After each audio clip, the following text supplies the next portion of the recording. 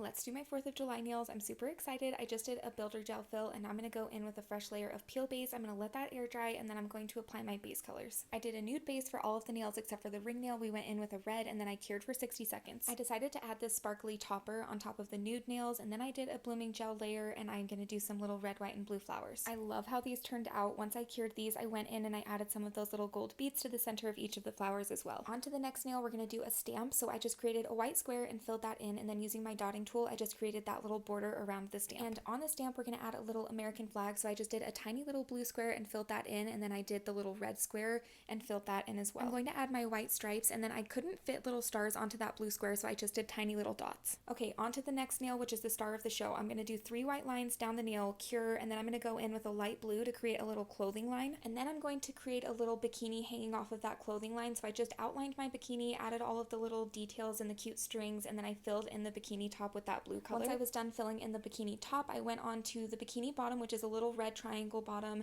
I literally just did a curved top, a little triangle, filled it in, and then I added the cute little bikini strings to the side.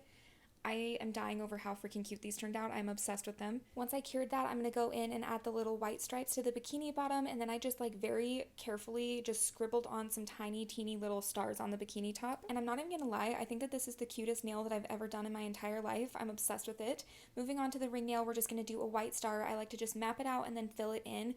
And then I did go in with some top coat and I added some little white pearls to the center of the star. Once I had my pearls on and cured, I went in and I did some cute little fireworks in red, white, and blue on the pinky. And this is really simple. I just do a couple of curved lines in each color in a little pom-pom shape, and they turned out so adorable. And then once I was done with the fireworks, I did add some little dainty white dots just to tie everything together. So this is what this hand looks like. Moving on to the next one, we're going to do some red, white, and blue stripes down this thumb. And even though that nail is so simple, it is so cute. I love how it turned out. Moving on to the pointer nail, we're going to do some red, white, and blue flowers. These flowers are super simple. It's 5 dots, pull them to the center, and voila, you have perfect little flowers. I used my dotting tool to add some centers to the flowers, and then I just added some little dainty dots. And now we're moving on to the middle nail. We're going to do a little blue bow. So I map out the bow, fill it in, and then I'm going to add some darker blue outlining just to give some detail to it.